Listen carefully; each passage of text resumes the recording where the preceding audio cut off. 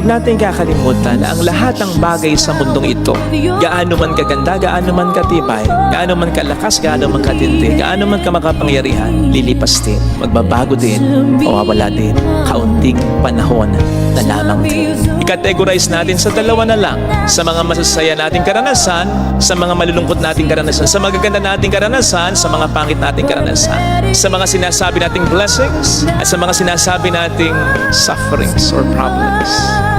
Ang una, yung sa magaganda, yung sinasabi nating mga blessings, yung mga moments ng ating kaligayahan. Ito ay kaunting panahon na din lang. Halimbawa dyan, yung mga ine-enjoy nating magaganda, magandang pangangatawan, magandang kalusugan, talento na sa atin ay hinahangaan, posisyon o kapangyarihan na ating iniingatan, lahat ng yan ay kaunting panahon na lang.